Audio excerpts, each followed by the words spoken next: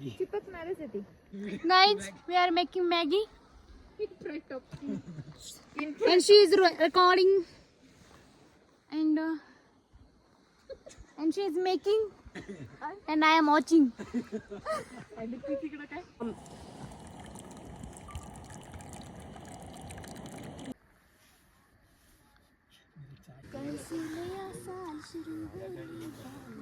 Say hi, bye. तर आम्ही आताच केदारकांड ट्रेक एंड केलाय. कसं वाटतं गाईज? एक नंबर. मला लई राग आलेला आहे. शांत बस प्लीज सगळे पाऊल पुढचे. Happy new year.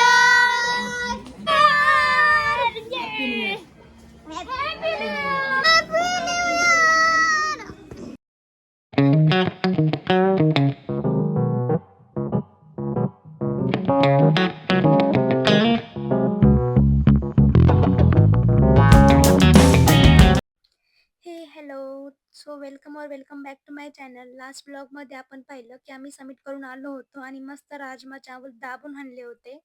आता मस्त लंच वगैरे केला आहे आणि आता आम्ही चाललो जुडाका तालाबला, कारण आम्ही आज डायरेक्ट सांक्रीला न जाता जुडाका तालाबला एक स्टे करणार आहे आणि नेक्स्ट डेला आम्ही सांक्रीला जाणार आहे. शरीर खूप जास्त थकलं होतं पण मनाने खूप हलकं वाटत होतं, कारण आम्ही समिट करून आलो होतो. तर या ब्लॉगमध्ये मी खूप साऱ्या गोष्टी कव्हर करणार आहे. आज आम्ही सांक्रीला जाणार आहे, सांक्रीवरून आम्ही देहरादूनला जाणार आहे आणि आमचा न्यू इयरचा काय प्लॅन आहे तो पण बघण्यासाठी ब्लॉग शेवटपर्यंत नक्की बघा.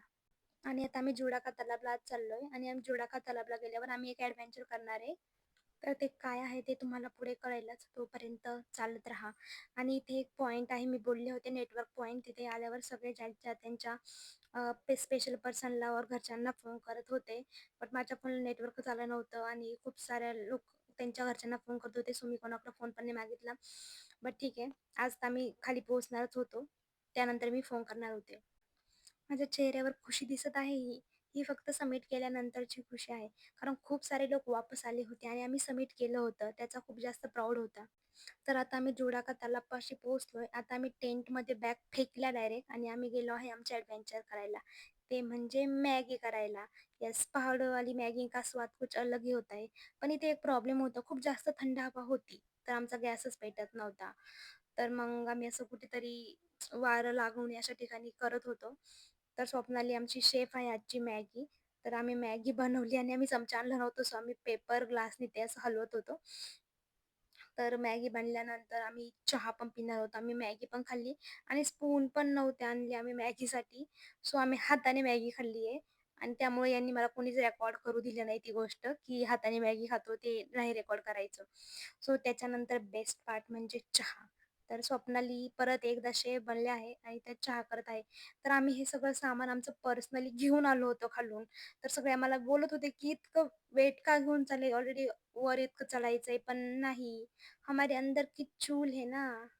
आणि दुधाचा टेट्रा पॅक आम्हाला वाटलं होतं की खराब होईल, पण लिटरली 3-4 दिवस आमच्यासोबत होता. पण वातावरण पण इतकं थंड आहे तर ते काही खराब नाही झालं. सो मस्त असा चहा बनला आहे, तुम्ही बघू शकता. आणि वातावरण पण इतकं छान आहे. स्वप्नालीने मस्त चहा गाळलाय सगळ्यांसाठी. आणि आता ह्या छान थंड थंड हवेमध्ये एकदम आम्ही असं गरम गरम आमच्या पद्धतीचा चहा पिणार आहे, कारण इथला चहा थोडासा वेगळा वाटत होता आम्हाला. सो सगळ्यांनी मस्त एन्जॉय करत चहा वगैरे पिला, थोडंसं शूट केलं आणि आम्ही कॅम्पमध्ये कोणालाच सांगितलं नव्हतं की आम्ही हा प्रोग्राम करतोय. आणि आम्ही गपचूप परत कॅम्प साईडला आलो. कॅम्प साईडला आलो तर इव्हिनिंग झाली होती आणि इथे पण नाश्त्याची सोय झाली होती. आमचं ते खाऊन पोट भरलं होतं, पण तरी पण आम्ही इथे पण ताव मारला. एकदम सुंदर गुलाबी गुलाबी आकाश झालेलं होतं. आणि आज आम्हाला नाश्त्यामध्ये मे बी पास्ता होता. हां, पास्ताच होता. तर मस्त पास्ता वगैरे खाल्ला. त्याच्यानंतर कॅम्पमध्ये गेलो रेस्ट करायला, कारण दुसऱ्या दिवशी आम्हाला सकाळीच उठायचं होतं. आणि ते पायाला माझ्या डायरेक्ट फोड आले होते 2-3 दिवस चालून. सो मी मस्त तेल वगैरे लावून थोडं फीट मसाज केलं आणि त्यानंतर आम्ही जेवायला परत बाहेर आलो. तर जेवणामध्ये आज आलू मटरची भाजी, डाळ, राईस, चपाती आणि फ्रूट कस्टर्ड होतं. त्याच्यामध्ये फ्रुट्स नव्हते, फक्त फक्त कस्टर्ड होतं, पण छान होतं. त्या लोकांनी आम्हाला खरंच खूप छान जेवण दिलं. आणि नेक्स्ट डेला आम्ही उठलो झोपेतून. झोपेतून उठलो तर सकाळीच लगेच नाश्ता आला होता. नाश्त्यामध्ये आज आम्हाला पुरी भाजी होती. तर पुरी भाजी वगैरे खाल्लं. तर आज आम्ही जाणार होतो सांक्री विलेजला. त्यासाठी आम्ही खूप जास्त लवकर उठलो होतो आणि सगळे खूप जास्त एक्सायटेड होते, की आज आम्ही खाली जाणार फायनली. 3-4 दिवसानंतर आम्ही फायनली बेसला जाणार होतो आणि माझ्या लूकला बिलकुल जज करू नका तुम्ही इथे. आम्ही 3-4 दिवस झाले अंघोळ केलेली नव्हती आणि स्वतःकडे काहीच लक्ष दिलं नव्हतं. प्लस इतकी जास्त थंडी होती, की काय घालतोय, कसं घालतोय ते काहीच लक्ष नव्हतं आणि लिटरली सगळे असे पळत सुटले होते खाली जायला. खूप जास्त एक्सायटेड होते आणि मेन पार्ट असा, की बाकी लोकं येईपर्यंत आमचं असं होतं, की आम्हाला फ्रेश होऊन घ्यायचंय. कारण सगळे लोक आल्यावर खूप जास्त गर्दी होईल आणि ते उमेश त्याच्या न्यू फ्रेंडसोबत चालला होता. त्याचा न्यू फ्रेंड खूप जास्त क्यूट होता.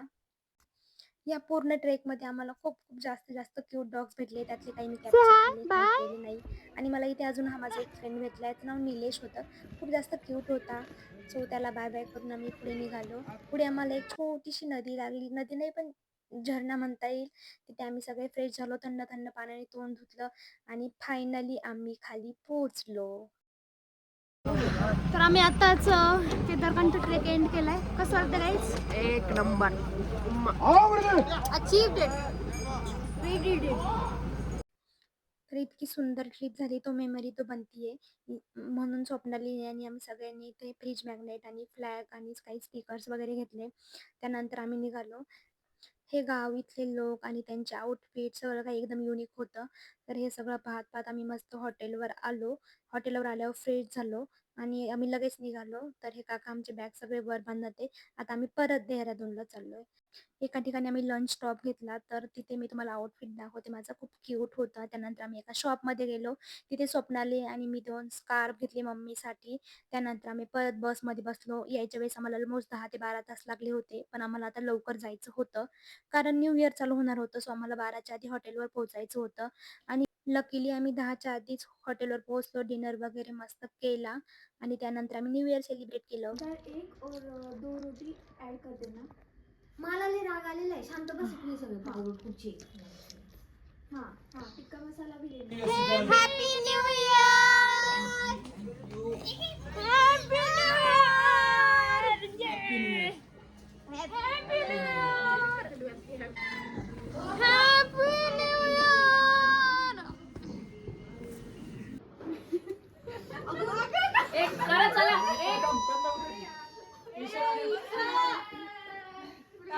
तू नको लाजू.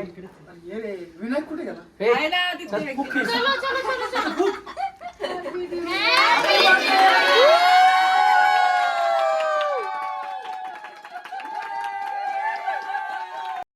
हा माझ्या लाईफमधला पहिला असा न्यू इयर होता जेव्हा मी ट्रिपवर होते फ्रेंड्ससोबत आणि सेलिब्रेट करत होते. त्या क्षणी खूप जास्त ग्रेटफुल फील झालं. तर असा होता माझा केदारकंठ पार्ट 5चा हा पूर्ण प्रवास. ही माझ्या लाईफमधली एक खूप जास्त मेमोरेबल ट्रिप बनून गेली. त्यानंतर आम्ही UNO खेळलो थोड्या वेळ आणि झोपून गेलो. या व्हिडिओमध्ये एवढंच. यानंतर या ट्रिपमध्ये आम्ही काय केलं यासाठी नेक्स्ट व्लॉग नक्की बघा. तोपर्यंत bye bye. Like, share and subscribe. Thank you for watching.